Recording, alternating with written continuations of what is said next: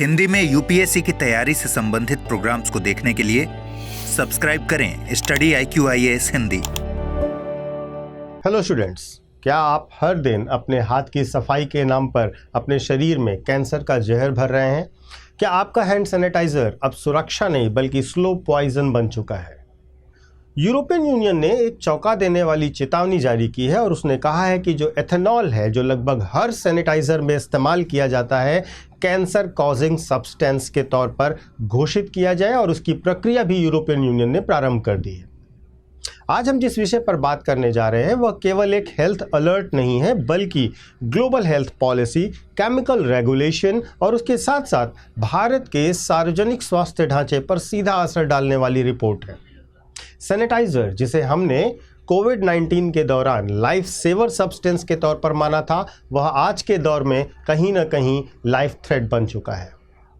European union की scientific agency, जिसे European chemical agency कहा जाता है, उसने एथेनॉल को ग्रुप ए कार्सिनोजेन के श्रेणी में डालने का प्रस्ताव रखा है।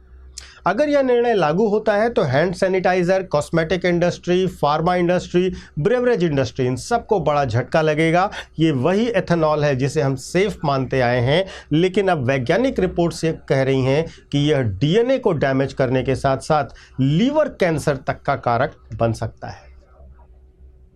वास्तव में क्या आपके सैनिटाइजर में एथेनॉल है? आप देखिएगा, बहुत बड़ी मात्रा में उसमें एथेनॉल होता है।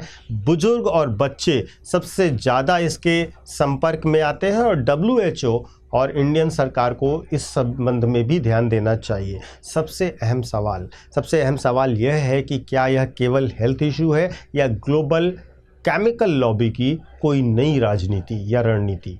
चलिए शुरू करते हैं यह विश्लेषण, जो भारत के करोड़ों लोगों की हेल्थ पॉलिसी और हेल्थ से जुड़ा हुआ है और हेल्थ के इश्यूज़ को हमें समझना बहुत ज़रूरी है। सबसे पहले हम ये जानते हैं, ये राइटर्स की रिपोर्ट है, बहुत ही ऑथेंटिक है। एथेनॉल क्या है और इसे अचानक हाई कैंसर रिस्क क्यों माना जा रहा है? तो सबसे बेसिक चीज़, एथेनॉल क्या होता है? देखिए, एथेनॉल जो है एक अल्कोहल बेस्ड केमिकल है जिसका उपयोग hand sanitizer, cosmetics, mouth wash, perfumes, medicines और ब्रेवरेजेस तक में किया जाता है। सैनिटाइज़र में एथेनॉल का उपयोग इसलिए किया जाता है क्योंकि यह 99% तक वायरस और बैक्टीरिया को मार सकता है। कोविड-19 पैंडेमिक के दौरान दुनिया में जितना एथेनॉल इस्तेमाल हुआ उतना पहले कभी भी नहीं हुआ। तो अब इतना बड़ा खतरा क्यों?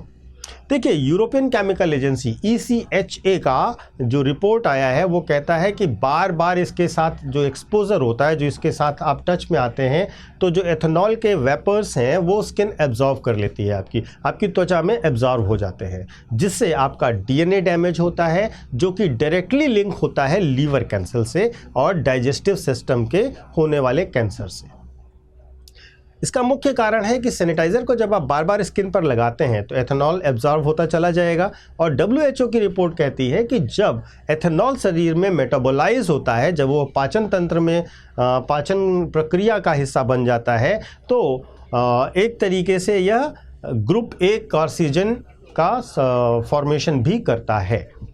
International agency for research on cancer ने भी कहा है कि एथेनॉल कंजम्पशन पेय पदार्थों में और रिपीटेड एक्सपोजर जैसे कि कॉस्मेटिक्स और सैनिटाइज़र में कैंसर का कारण बन सकता है। अब इसके कुछ साइंटिफिक जो रिपोर्ट्स हैं उनको भी देख लेते हैं। देखिए, WHO की 2023 की रिपोर्ट है जो कहती है ethanol metabolism produce acetaldehyde a proven carcinogen, और ECHA का जो प्रपोजल है, जो मैंने आपको अभी बताया, एथेनॉल को कार्सिनोजेनिक कैटेगरी 1B में डालने का विचार कर रहे हैं। FT की रिपोर्ट है 2025 तक EU एथेनॉल बैन या रिस्ट्रिक्शंस लागू कर सकता है, और हार्वर्ड मेडिकल स्टडी ये कहती है एक्सेसिव सैनिटाइज़र यूज से स्किन एब्जॉर्प्शन इंक्रीज होता है, जो कि 5 मिनट में 34% तक हो सकता है। तो अब आप समझिए, यह विश्व के लिए एक बड़ा संकट बन रहा है मुद्दा। सैनिटाइज़र अब केवल हैंड की क्लीनिंग नहीं कर रहा है, बल्कि यह डेली यूज़ वाला केमिकल बन चुका है। बेबीज़ के पास, बच्चों के पास, चिल्ड्रंस के पास, हेल्थ केयर वर्कर्स के पास इसका सबसे ज़्यादा यूज़ होता है और ये हाई रिस्क ग्रुप में भी आएंगे। अगर एथेनॉल को कैंसर कॉजिंग घोषित कर दिया गया तो सैनिटाइज़र इंडस्ट्री कोलैप्स करेगी, कॉस्मेटिक ब्रांड्स को रिफॉर्मेशन करना पड़ेगा अपने प्रोडक्ट्स का, और इसके साथ साथ इंडिया की एक्सपोर्ट इंडस्ट्री को बहुत बड़ा झटका लगेगा। तो सवाल यह है कि क्या सिर्फ EU चेतावनी दे रहा है या वास्तव में बैन की तैयारी है, और अगर बैन लगा तो सैनिटाइज़र से लेकर के ब्रेवरेजेस तक, शराब तक, सब पर इसका असर बहुत साफ दिखाई देगा। फाइनेंशियल टाइम्स और राइटर्स की रिपोर्ट के अनुसार अगर हम माने तो यूरोपियन केमिकल एजेंसी ने एथेनॉल को कार्सिनोजेनिक कैटेगरी 1B में डालने की सिफारिश की है। इसका मतलब यह कैंसर कॉजिंग केमिकल के रूप में क्लासिफाई किया जाएगा। अगर यह क्लासिफिकेशन स्वीकार हो जाता है तो एथेनॉल को हैंड सैनिटाइज़र के साथ वार्निंग लेबल्स के साथ ही बेचा जा सकेगा। EU कंट्रीज़ में इसके उत्पादन और उपयोग पर प्रतिबंध लग सकता है या गंभीर नियंत्रण लगाए जा सकते हैं। कॉस्मेटिक्स, फार्मा, अल्कोहलिक ब्रेवरेजेस और सैनिटाइज़र इत्यादि को नए फार्मूला के साथ बनाना मजबूरी होगी। देखिए, सैनिटाइज़र मार्केट जो यूरोपियन यूनियन में है उसका 25% भारत से एक्सपोर्ट होता है। अगर EU ये बैन लगाता है तो भारत को अपनी पॉलिसी बदलनी पड़ेगी। WHO और UN के प्रेशर के कारण यह एक ग्लोबल स्टैंडर्ड भी बन सकता है। सैनिटाइज़र, जिसको हम अपनी सुरक्षा का सबसे भरोसेमंद हथियार माना करते थे, अभी भी मानते हैं, आज यही वैश्विक संभावित खतरे के केंद्र में आ गया है, कैंसर के खतरे के केंद्र में आ गया है। यूरोपियन यूनियन और एथेनॉल पर कार्रवाई एक केमिकल क्लासिफिकेशन के तौर पर ही केवल नहीं देखी जा सकती, बल्कि दुनिया के लिए यह एक चेतावनी भी है कि हेल्थ प्रोडक्ट्स पर ब्लाइंड फेथ नहीं करना चाहिए, साइंटिफिक एविडेंस देखने पड़ेंगे। जहां विज्ञान कहता है कि एथेनॉल एक्सपोजर से एक तरीके से आपका DNA डैमेज हो सकता है, WHO कहता है कि एथेनॉल बेस्ड सैनिटाइज़र से लाखों जिंदगियां बचाई गई हैं। तो सच इन दोनों के बीच में कहीं कुछ होना चाहिए। ये खतरा जो एथेनॉल से है वो केवल इमेजिनरी खतरा नहीं है, लेकिन इस पर इमीडिएट पैनिक करने की भी ज़रूरत नहीं है। पब्लिक हेल्थ पॉलिसी को प्रिवेंटिव अवेयरनेस के साथ बनाना चाहिए और हमें इसके बारे में आगे भी विचार करना चाहिए कि इसके विकल्प क्या हो सकते हैं, उस पर काम किया जाना चाहिए। अब मुद्दा यह है कि क्या एथेनॉल को बैन किया जाना चाहिए, क्या जो सैनिटाइज़र्स हैं वो हमारे लिए सेफ़ हैं या स्लो पॉइज़न हैं, और सबसे बड़ा सवाल कि क्या भारत को भी EU की तरह जो प्रिकॉशनरी अप्रोच है वो अपनानी चाहिए या फिर भारत को वेट करना चाहिए बाकी दुनिया की रिपोर्ट्स आने का। आपकी क्या राय है, आप कमेंट करके अवश्य बताइएगा, क्योंकि आपकी राय एक भविष्य की नीति की दिशा हो सकती है। आप कमेंट करके अवश्य बताइएगा कि एथेनॉल को रेगुलेट करने का समय आ गया है या नहीं।